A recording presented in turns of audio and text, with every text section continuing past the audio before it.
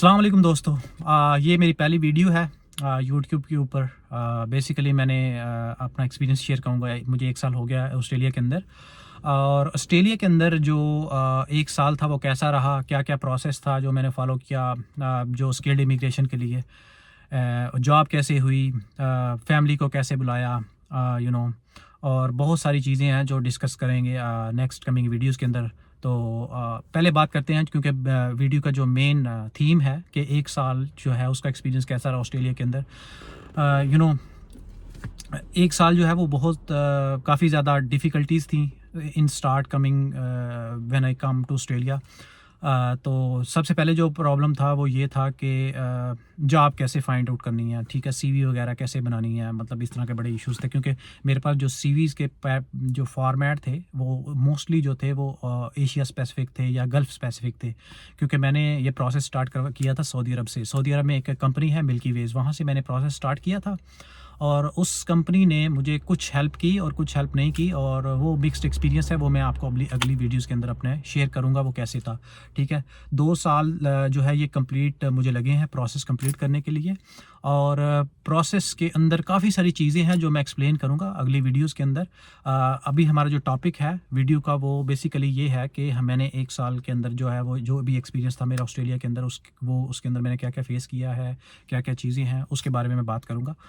तो सबसे पहले जो चीज़ थी जब मैं लैंड किया था, सो सबसे पहले जो मैंने चीज़ की थी वो थी बेसिकली सिम बाय की थी। ऑब्वियसली मैंने I have to contact someone to pick me up from the airport. So सबसे पहले मैंने सिम बाय की, और सिम बाय करने के लिए बहुत सिंपल प्रोसेस है। आपने क्या करना है, पासपोर्ट देना है, पासपोर्ट देंगे आप, वो आपसे पासपोर्ट मांगेंगे, पासपोर्ट देंगे आप, और आपको सिम मिल जाएगी। ठीक है, तो सिम जो यहाँ पे नेटवर्क है वो बेसिकली ऑप्टस है। ऑप्टस ही मैंने बाय की। उस वक्त मुझे ऑप्टिस ही नज़र आ रहा था जब मैं एयरपोर्ट पे फर्स्ट टाइम लैंड किया था, मेलबर्न एयरपोर्ट के ऊपर। ठीक है, तो बेसिकली मैं होबार्ट आना था, क्योंकि मुझे मेलबर्न फर्स्ट जो एंट्री पॉइंट है वो मेलबर्न ही होता है। जिसने भी किसी और स्टेट में जाना है उसका मुझे नहीं आइडिया, लेकिन जो मेरा था, मैं जो है फर्स्ट टाइम जो है लैंड किया था मेलबर्न के अंदर, और मेलबर्न से मैं होबार्ट के अंदर आया था, तस्मानिया स्टेट के अंदर जो है। ठीक है, तस्मानिया में जो है जो उसका कैपिटल है, स्टेट का कैपिटल तस्मानिया। बेसिकली जो ऑस्ट्रेलिया की 7 स्टेट्स हैं, 7 स्टेट में जिस स्टेट ने मुझे नॉमिनेशन दी थी उसका नाम था तस्मानिया। तस्मानिया ने मुझे नॉमिनेशन दी थी। मैंने जो फर्स्ट एंट्री मेरी हुई मेलबर्न के अंदर हुई, मेलबर्न से मैंने फिर जो है होबार्ट शिफ्टिंग की अपनी। सो ये सारा जो है वो फर्स्ट इनिशियल जो चीज़ें हैं जो मैं आपको बता रहा हूँ। उसके बाद मैं नेक्स्ट डे जो है मैं होबार्ट आ गया। होबार्ट आया तो मैं जो है जस्ट एक दोस्त के पास ठहरा, जो thank you so much, Aamir नाम था लड़के का। वो एक दोस्त है, उसके रेफरेंस से उन्होंने मुझे पिक किया। एयरपोर्ट पे पहले ही खड़े हुए थे, तो उस भाई ने, आमिर भाई जो है, उनका बहुत बहुत थैंक यू सो मच, क्योंकि वो जो बंदा आपको फर्स्ट टाइम कहीं नई जगह से पिक करता है वो बंदा आपको हमेशा याद रहता है। तो आमिर भाई के लिए, आमिर भाई को एक दफ़ा और थैंक यू। तो उसके बाद जो है आमिर भाई ने एक दो दिन अपने पास ठहराया मुझे, और उसके बाद नेक्स्ट जो है जो बहुत बड़ा चैलेंज था वो फाइंड आउट करना था कि कहाँ रहना है, परमानेंटली कहाँ रहना है, क्योंकि वो जो टेम्परेरी प्लेस थी वो मैं वहाँ 2 दिन रहा आमिर भाई के पास।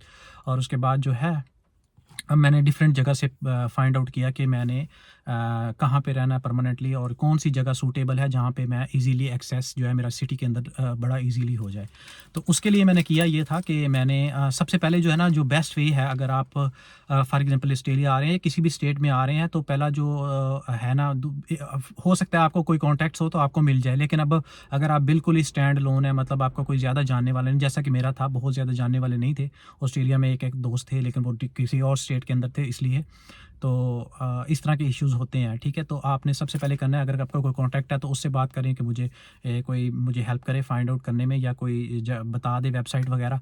तो बेसिकली यहाँ पे ना एक realestate.com.au है, उसके अंदर तो आप अगर अप्लाई करेंगे तो आपको as a one single individual तो कभी कोई जो है वो अपार्टमेंट या यूनिट नहीं मिलेगा। तो सबसे जो बेहतरीन तरीका है, आप मार्केट प्लेस पे जाएँ। मार्केट प्लेस जो है वो बहुत ही आपके जो आपका बजट है, या आपको जो चाहिए या आपकी जो लोकेशन है, जिस जगह पे आपको चाहिए, जहाँ पे आप कंफर्टेबल हैं बहुत सारी चीज़ों को एक्सेस करने के लिए, वहाँ पे आपको बहुत सारी चीज़ें मिल जाएँगी।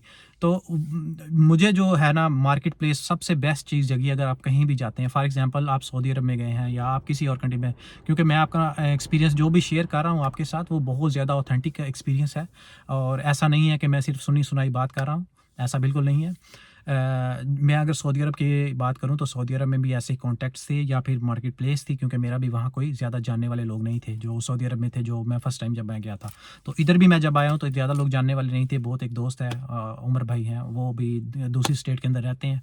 तो उन्होंने ही मुझे ज़्यादातर हेल्प किया कि आपने कैसे क्या करना है, और उन्होंने मुझे थोड़ा गाइड किया था। तो अदरवाइज़ जो है मेरा कोई कॉन्टैक्ट नहीं था यहाँ पे। तो आहिस्ता-आहिस्ता अभी तो काफ़ी 1 साल गुज़र गया, तो जब आप रहने लग जाता है कहीं पे, तो ज़ाहिर-सी बात है कोई ना कोई आपका जो है रेफ़रेंस बनता जाता है। मतलब कुछ ना कुछ आपके जो इंटरैक्शन लोगों से होता जाता है, और आपके जो कम्युनिटी के लोग हैं, यानी जैसे कि मैं पाकिस्तान से आया हूँ या आप इंडिया से आए हैं या बांग्लादेश से आए हैं या किसी भी एशियन कंट्री से आए हैं, तो आपके जो कम्युनिटी के लोग हैं वो ज़्यादातर आपको आस-पास मिल ही जाते हैं। सही है? तो मार्केट प्लेस से ढूँढने पर मुझे मिल ही गया। एक जगह सैंडी बे के अंदर है, यहाँ पे एक एरिया है सैंडी बे, और वहाँ पे मिली जगह पहले, नो सॉरी, वराने एक जगह है, वराने। वहाँ पे मिली, फिर बाद में सैंडी बे में, क्योंकि वराने वाला भाई जो था तो वो कहता था थोड़ा यार मेरा एक्सपेंस ज़्यादा है, तो आपको थोड़ा ज़्यादा पैसे देने पड़ेंगे, लाइक दैट, ठीक है। तो वो बड़ा अच्छा बहुत अच्छे भाई थे वो, जो है ना सरदार थे इंडिया के।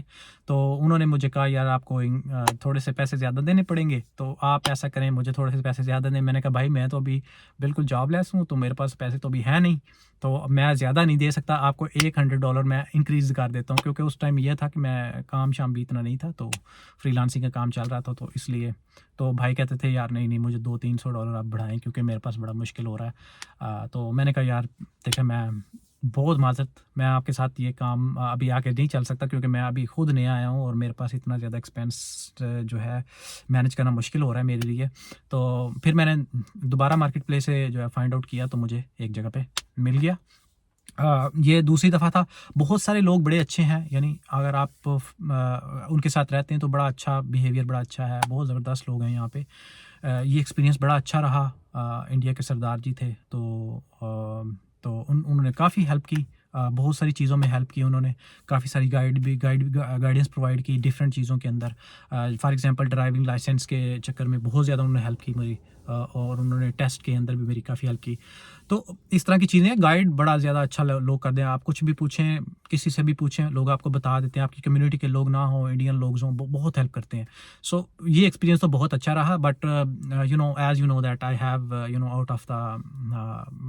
Out of money too much in the early stages. So मैंने जो है फिर एक नई जगह ढूंढी, और सैंडी बे के अंदर वहाँ पे मैं रहने लग गया। वो बहुत ज़्यादा चीपर था, जहाँ पे मैं रहा था उसके कंपैरिजन में बहुत ज़्यादा चीपर था, तो इसलिए मैंने वहाँ पे स्टार्ट किया। और फिर जो है नेक्स्ट सैंडी बे के बाद जो है मैंने फिर जॉब शॉप, लाइसेंस जो था वो बहुत इंपॉर्टेंट था। लाइसेंस तो मेरा क्लियर हो गया था 3 मंथ के अंदर अंदर, 2-3 मंथ के अंदर अंदर, क्योंकि मैंने फर्स्ट टेस्ट दिया था तो वो मेरा फेल हो गया था अनफॉर्चुनेटली। उसकी ही भी डिटेल्स आपको अगली वीडियोस में बताएंगे कि क्या प्रॉब्लम थी, क्या क्या इश्यूज़ थे, क्योंकि ड्राइविंग तो मुझे आती थी, लेकिन क्या था कि बहुत सारे इश्यूज़ थे ड्राइविंग के हवाले से जो बहुत ज़्यादा मिस हो गए। तो उसके लिए बड़ा मसला बना। तो क्योंकि मैं बहुत ज़्यादा स्ट्रेसफुल भी था, और क्योंकि आप जब टेस्ट दे रहे होते हैं किसी नए कंट्री में नए रूल्स के हिसाब से, तो आपको बहुत ज़्यादा इश्यूज़ फेस करने पड़ते हैं। सऊदी अरब का टेस्ट मैंने दिया था ड्राइविंग का, वो बड़ा ईजी था, मैंने क्लियर कर लिया था। लेकिन वो हाँ, उन्होंने भी नहीं, वो भी फर्स्ट टेस्ट फेल होता, सॉरी अबाउट दैट। पहला टेस्ट वहाँ भी फेल हुआ था ड्राइविंग का, और जो नेक्स्ट टेस्ट था मेरा, वो जो है वो हुआ था रियाज से एक बाहर जगह है, स्कूल है, वहाँ पे मैंने दिया था 2 दफ़ा दिया था। पहली अटैम्प्ट जो है वो फेल हो गई थी, 5 क्लासेस ली थी, 5 क्लासेस लेने के बाद फिर दोबारा टेस्ट दिया था मैंने, फिर जो है वो टेस्ट पास हो गया था। ठीक है, तो वहाँ भी लोग बहुत ज़बरदस्त थे, और जो उसका स्टाफ था, स्कूलिंग का स्टाफ या सिखाने वाले जो लोग थे, बहुत ज़बरदस्त थे। ठीक है, तो उन्होंने भी सेकंड अटेम्प्ट में मैं जो है टेस्ट पास हो गया, क्योंकि मुझे काफ़ी सारा रूल्स रेगुलेशन जो है काफ़ी अच्छी तरह पता चल गया उसके भी। तो यहाँ जो रूल है ऑस्ट्रेलिया में 360 डिग्री आप समझ लें डिफरेंट है सऊदी अरब के अगर कंपैरिजन करें तो। सही है, तो ये वाली चीज़ें हैं जी। तो उसके बाद जो है मैं जॉब के लिए काफ़ी देर अप्लाई करता रहा। जॉब का काफ़ी इश्यूज़ था। उसमें ये था कि मैंने आपको एज़ यूजुअल पहले बताया है शायद कि रिज्यूमे जो थी वो मेरी एशिया स्पेसिफिक थी या गल्फ़ स्पेसिफिक थी, जो कि यहाँ पे कोई कॉल आ ही नहीं रही थी। मतलब आप ये कह सकते हैं 2-3 माह अप्लाई करने के बाद 1-2 इंटरव्यू के लिए मैं गया, लेकिन वो भी अनफॉर्चुनेटली इतने सक्सेसफुल नहीं रहे। तो उसके बाद जो है जो नेक्स्ट स्टेप था, फिर मैंने थोड़ा कुछ वीडियोस, कुछ कोचिंग वगैरह जो है ना वीडियोस ढूंढी जो इसमें सीवी के बारे में या सीवी टेम्पलेट्स के बारे में बताया हुआ, तो उसके बारे में हम डिस्कस करेंगे अगली वीडियोस के अंदर। तो वो मैंने जो है उसके ऊपर सीवी का फॉर्मेट थोड़ा सा चेंज किया। सीवी का फॉर्मेट चेंज करने के बाद मैंने अप्लाई किया। अप्लाई करने के कह सकते हैं कि 2-3 वीक के अंदर 4-5 इंटरव्यूज़ की कॉल जो है ना वो स्केजुअल हो गई मेरी। तो उसके बाद जो है मैंने जो फर्स्ट जो मेरा इंटरव्यू हुआ था वो 2 मई को हुआ था। यानी आने के बाद कितना काफ़ी सारा डिस्टेंस है, यूँ कह सकते हैं 3-4 माह के बाद जो है जो है वो अप्लाई किया। तो मैं एक चीज़ मिस कर गया हूँ जो स्टार्ट में थी, बड़ी इंपॉर्टेंट थी, वो ये थी कि मैंने ऑस्ट्रेलियन टैक्स नंबर जो है वो अप्लाई किया था। तो वो जो है वो बहुत इंपॉर्टेंट है, क्योंकि उसके बगैर आप जॉब वगैरह नहीं ले सकते। और एनटीएन नंबर, और उसके बाद जो राइट वे जो दूसरा काम था अकाउंट नंबर, और फिर एनटीएन नंबर। मैं अगर आपको थोड़ी सी डिटेल इसकी थोड़ी सी और बता दूं, सबसे पहले काम है सिम बाय करी, उस सिम बाय की। सेकंड काम जो मैंने किया था वो ये थे कि बैंक अकाउंट, जब मैं तस्मानिया स्टेट के अंदर आया। थर्ड काम जो मेरा था वो ये था सिम के बाद जो सिम अकाउंट और एनटीएन नंबर, सॉरी एनटीएन इधर ऑस्ट्रेलियन टैक्स नंबर कहते हैं, जो कि एटीओ से बनता है, ATN number, Australian tax number. सही है, तो वो बनाने के बाद जो नेक्स्ट स्टेप था वो जॉब फाइंड आउट करनी थी, क्योंकि जहाँ भी आप किसी कैजुअल जॉब पे भी जाएंगे तो वो आपका जो टैक्स नंबर है, ऑस्ट्रेलियन टैक्स नंबर, वो ज़रूर मांगेंगे। तो अगर आपके पास ऑस्ट्रेलियन टैक्स नंबर नहीं होगा तो वो क्या करेंगे, आपके जो आपको जॉब हो सकता है आपको दे दें आपकी स्किल की बेसिस पे, लेकिन क्या होगा कि वो आपको टैक्स काट के फिर आपको सैलरी देंगे। ठीक है, क्योंकि वो जो जब आपका एनटीएन नंबर जो सॉरी टैक्स नंबर जब आपका बन जाएगा तो क्या होगा, वो आपको वो जो आपके टैक्स नंबर के अगेंस्ट जो है वो आपका टैक्स सबमिट कर देंगे, क्योंकि टैक्स ही बहुत इंपॉर्टेंट यहाँ पे है, क्योंकि टैक्स के बगैर जो है वो मतलब कुछ भी पॉसिबल नहीं है। वो बहुत बड़ा क्राइम है अगर आप यहाँ पे टैक्स जो है वो चोरी करेंगे। तो ये वाला हो गया। और उसके बाद जॉब के लिए 2 मई को मेरा इंटरव्यू था। इंटरव्यू के बाद मैंने जो है वो एक सक्सेसफुल कॉल आ गई। फॉर्चुनेटली काफ़ी इंटरव्यूज़ हुए। इंटरव्यू की डिटेल भी आपको बताएंगे बाद में किसी अगली वीडियो में, क्योंकि अभी का जो है वो एक्सपीरियंस के बारे में है कि क्या एक्सपीरियंस रहा और क्या क्या चीज़ें फेस करनी पड़ी। नेक्स्ट जो अगली चीज़ है वो थी, मुझे अभी नेक्स्ट क्या किया था, हाँ जॉब हो गई थी। जॉब होने के बाद उन्होंने मुझसे काफ़ी सारी डिटेल्स मांगी। सबसे पहले तो मेरा वीज़ा मांगा उन्होंने, फिर वीज़ा के बाद डॉक्यूमेंट्स वगैरह उन्होंने कुछ नहीं मांगे। उन्होंने 2 रेफरेंस मांगे थे। एक मैंने रेफरेंस दिया था पाकिस्तान का, एक सऊदी अरब का दिया था। तो दोनों जो है वो सक्सेसफुली उन्होंने सबमिट कर दी थी मेरी डिटेल्स, क्योंकि उनको एक लिंक चला जाता है जब आप अप्लाई करते हैं किसी भी जॉब के लिए, आपको 2 रेफरेंस देने पड़ते हैं। एक रेफरेंस नंबर 1, रेफरेंस नंबर 2। उसके अंदर क्या होता है, ईमेल होती है, फ़ोन नंबर होता है, कंपनी नेम होता है, और बाकी 2-3 चीज़ें और होती हैं जो डिटेल जो है, जिससे वो एक तो उसको ईमेल चली जाती है। ईमेल जाने के बाद वो बंदा जो है जिसको भी वो गई है ईमेल, वो बंदा जो है वो जस्ट उस लिंक पे क्लिक करेगा और सबमिट कर देगा। सारी डिटेल्स, क्वेश्चंस होंगे, उसके आंसर्स लिखे होंगे। काफ़ी लंबा प्रोसेस होता है। 14-15 जो है क्वेश्चन आंसर्स थे जो उन्होंने फिल करके भेजे थे उनको। उसके बारे में भी आपको डिटेल जो है ना नेक्स्ट कभी वीडियोज़ में बताएंगे। अगर आपको कुछ ऐसा वैसा कुछ मतलब आपको इन्फॉर्मेशन चाहिए हो इससे रिलेटेड, तो आप ऐसा कर सकते हैं कि मुझे जो है ना कमेंट सेक्शन में आप बता दीजिएगा कि कौन सी वीडियो, किस टाइप का कंटेंट जो है आपको जो है किस टाइप का कंटेंट या किस टाइप का आपको इन्फॉर्मेशन चाहिए, तो मैं उसकी एक सेपरेट वीडियो जो है पूरी डिटेल के साथ और जो मैंने फेस किया है उस हिसाब से मैं आपका अपना एक्सपीरियंस आपके साथ शेयर कर दूंगा। और मोस्ट प्रोबेबली मैं आपकी इतनी हेल्प कर सकता हूँ कि क्योंकि आप जो है ना वो आपको प्रॉब्लम नहीं होगी उसके अंदर। ठीक है, तो ये जॉब हो गई। जॉब होने के बाद जनाब उन्होंने काफ़ी सारे डॉक्यूमेंट्स मांगे, डॉक्यूमेंट्स दे दिए, रेफरेंस मांगे, रेफरेंस भी दे दिए। उसके बाद जो नेक्स्ट काम था, उन्होंने मेरे जिस दिन मेरे फर्स्ट डे था, 13 मई मेरा फर्स्ट डे था वहाँ पे। तो जब मैं गया तो उन्होंने आगे एक बंदा मुझे वेलकम करने के लिए आया। वेलकम करने के लिए आया तो उसने कहा कि आपका एक्सेस कार्ड नहीं है, सबसे पहले तो आपका एक्सेस कार्ड बनाते हैं। एक्सेस कार्ड बनाया, फिर जो है उनने काफ़ी सारे इंट्रोडक्शन हुए, इंट्रोडक्शन की भी कहानी बाद में बताएंगे आपको, और जॉब से रिलेटेड भी। तो ये हो गया, और उसके बाद जो है मैंने घर वगैरह ख़रीदा। घर ख़रीदने के लिए सबसे पहली चीज़ जो है, आपके पास कोई बैकअप पे कोई ना कोई आपके पास जो है वो रेफरेंस होना चाहिए, ठीक है। रेफरेंस बड़े इंपॉर्टेंट है, प्रॉपर्टी रेफरेंस यानी प्रॉपर्टी हिस्ट्री आपके पास लाजमी होनी चाहिए। उसके बगैर आपको जो है घर मिलना बहुत मुश्किल है, क्योंकि जो बंदा फर्स्ट टाइम आता है उसका कोई हिस्ट्री नहीं होती, कोई रिकॉर्ड नहीं होता प्रॉपर्टी के हवाले से। तो इसलिए उसका अगर कोई रिकॉर्ड नहीं है तो फिर शुरू में स्टार्टिंग पॉइंट में थोड़ा सा प्रॉपर्टी आपको मिलना मुश्किल होती है। रेंटल प्रॉपर्टी बेसिकली आप बाय तो नहीं कर सकते ऑल द वे। हाँ, कुछ लोग कर सकते हैं जिनके पास बहुत ज़्यादा जो है वो फाइनेंसिस का कोई प्रॉब्लम नहीं होता, जिनका वो तो बाय कर सकते हैं, क्योंकि उनके लिए कोई इशू नहीं है। वो डायरेक्ट पेमेंट कर सकते हैं और बाय कर सकते हैं, सही है। तो मैं जो है मेरा जो वीज़ा था वो 491 था। 491 पे मैं आया था, स्किल्ड इमिग्रेशन थी, और ये है टेम्परेरी वीज़ा। मुझे जो है किसी भी रीजनल एरिया में 3 साल जो है वो कंप्लीट करने होंगे, उसके बाद मैं पीआर अप्लाई कर सकता हूँ, और पीआर अप्लाई करने के बाद जो है वो मैं आगे पासपोर्ट वगैरह के लिए या परमानेंट रेजिडेंसी के लिए अप्लाई कर सकता हूँ। पीआर में परमानेंट रेजिडेंसी है, बेसिकली परमानेंट रेजिडेंसी के लिए 1 साल आपको गुजारना होता है, और उसके बाद आप पासपोर्ट अप्लाई कर सकते हैं। तो बेसिकली ये पूरा जो प्रोसेस है वो तकरीबन 4 साल का है। और प्रॉपर्टी में मैं रेंटल की बात कर रहा था। रेंटल में ये होता है कि आप जो है वो आप देते हैं, आप क्या कहते हैं, आपकी हिस्ट्री बनाते हैं। realestate.com.au पे जाके आपने अपना पूरा प्रोफाइल बनाना है। आपने जितनी जगहों पे आप रहे हैं, पहले सिंगल रहे हैं या किसी के साथ शेयरिंग की है, वो वाली चीज़ जो है आपने मेंशन करनी है वहाँ पे। उसके बाद जो नेक्स्ट चीज़ है वो आपने करनी होती है कि आपका जो डिटेल्स है वो बेसिकली काफ़ी सारी डिटेल्स मांगते हैं आपके, कहाँ पे आप जॉब कर रहे हैं, आपकी इनकम क्या है, आपका बाकी चीज़ें क्या हैं, आप मैनेज कैसे करते हैं एक्सपेंसेस वगैरह, काफ़ी सारी डिटेल्स है उसके अंदर, ठीक है। वो होती है। वो करने के बाद जो है वो आपको, अगर आप अप्लाई करते हैं डिफरेंट प्रॉपर्टीज़ के लिए, अगर वो आपको ओके कर देते हैं, फिर आप जो है आपको वो मैसेज करते हैं, जी आप जो है ना आके विज़िट कर लें। विज़िट नहीं, इंस्पेक्शन तो आप पहले कर सकते हैं, लेकिन अगर आपको वो ओके कर देते हैं, फॉर एग्जांपल कंफर्म कर देते हैं कि ठीक है हम आपके साथ आपको ये प्रॉपर्टी रेंट कर सकते हैं, क्योंकि आपकी प्रोफाइल काफ़ी ज़्यादा अच्छी है बाकी लोगों से। तो बेसिकली ये भी एक इंटरव्यू टाइप है। आप अप्लाई करते हैं, सॉरी आप रिज्यूमे सेंड करते हैं, वो आपकी रिज्यूमे ही होती है, जो आपकी प्रोफाइल होती है बेसिकली वो आपकी रिज्यूमे होती है। और अगर वो मीट करती है क्राइटेरिया, जो उनका क्राइटेरिया वो मीट करती है, तो फिर वो आपको बुला लेते हैं कि आप आ जाएं और हमारे साथ जो है कॉन्ट्रैक्ट वगैरह साइन कर लें। तो ये वाला सीन होता है। और बेसिकली मेरा जो मैंने जो प्रॉपर्टी बाय की है, बेसिकली मैं आपको अगली वीडियोज़ के अंदर वो प्रॉपर्टी के बारे में भी आपको सारी डिटेल दूंगा, पिक्चर वगैरह या वीडियो वगैरह जो भी होगी, मैं पूरा आपको घर भी दिखा दूंगा कि कैसे मैंने जो है ना उसके अंदर चीज़ें मैनेज की हैं।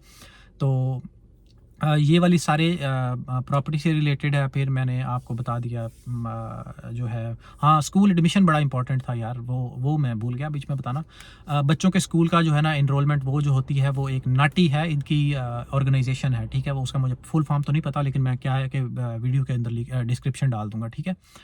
तो वो नाटी के अंदर पहले आपने इनरोलमेंट करानी होता है, फिर जिस जगह आप रह रहे हैं, जिस सबब में आप रह रहे हैं, वहाँ के स्कूल के अंदर जाके जो एक लेटर इशू करेगा नाटी, एक ना इनरोलमेंट लेटर इशू करेगा, अथॉरिटी लेटर होगा, ठीक है। वो आपने क्या करना है, आपने वो जाके सबमिट करना है जो सबब के अंदर स्कूल है। बेसिकली मैंने तो अपने बच्चों को गवर्नमेंट स्कूल में करवाया, क्योंकि गवर्नमेंट स्कूल का काफ़ी अच्छा यहाँ पे वो है, कैलिबर है बहुत अच्छा जो है वो, उनकी प्रोफाइल बड़ी ज़बरदस्त है। जो प्राइमरी स्कूल है यहाँ पे, पब्लिक स्कूल्स हैं बेसिकली। तो मैंने वहाँ पे जो है अथॉरिटी लेटर नाटी से लिया, नाटी से अथॉरिटी लेटर लेके मैंने स्कूल में सबमिट कर दिया, और स्कूल वालों ने उसी वक्त ही मुझे सारे पेपर दे दिए जो हमें चाहिए थे। उनको कुछ डॉक्यूमेंट, उनको वीज़ा कापी चाहिए थी, पासपोर्ट चाहिए था, बाकी चीज़ें चाहिए थी। और जो इसकी डिटेल्स है वो भी मैं आपके साथ शेयर कर दूंगा अगली वीडियोज़ के अंदर, बिकॉज ये एक बहुत काफ़ी लंबे प्रोसेस हैं जो एक वीडियो के अंदर कवर नहीं हो सकते। अगली वीडियोज़ के अंदर मैं लाजमी जो है आपके साथ सारी डिटेल्स जो है इसकी शेयर कर दूँगा, सही है। तो ये था एक्सपीरियंस जो ऑस्ट्रेलिया के अंदर 1 साल में जो डिफरेंट चीज़ें थी वो मैंने की हैं। बाकी भी अगर आपको कोई भी इंफॉर्मेशन चाहिए हो, क्योंकि मेरा जो भी एक्सपीरियंस है सऊदी अरब से लेके, सऊदी अरब से रिलेटेड अगर आपका कोई क्वेश्चन है, या ऑस्ट्रेलिया के अगेंस्ट कोई क्वेश्चन है, या फिर किसी और कंट्रीज के अकॉर्डिंग मतलब आपको कोई इन्फॉर्मेशन चाहिए, तो वो मैं आपके लिए ज़रूर शेयर कर दूंगा। बिकॉज मेरा काफ़ी सारा जो है ना एक्सपीरियंस है डिफरेंट वीज़ाज़ के हवाले से, इमिग्रेशन के हवाले से, और बाकी बहुत सारी चीज़ें हैं जो मैंने throughout the my 30 years career के अंदर मैंने काफ़ी सारी चीज़ें जो है ना इसके ऊपर रिसर्च की है, और इसका जो एनालिसिस भी किया है कि कौन सी चीज़ चीज़ कॉस्ट इफेक्टिव है, कौन सी चीज़ कॉस्ट, किस चीज़, कौन सा कंट्री जो है वो बहुत बेहतर है जहाँ जिसके पास कम बजट है या किसके पास ज़्यादा बजट है। बाकी जो है और बहुत सारी चीज़ें हैं जो मैं आपके साथ नेक्स्ट वीडियोज़ के अंदर शेयर करूँगा। सही है, तो मेरे ख़्याल में काफ़ी लंबी वीडियो हो रही है, तो अभी के लिए इतना काफ़ी है।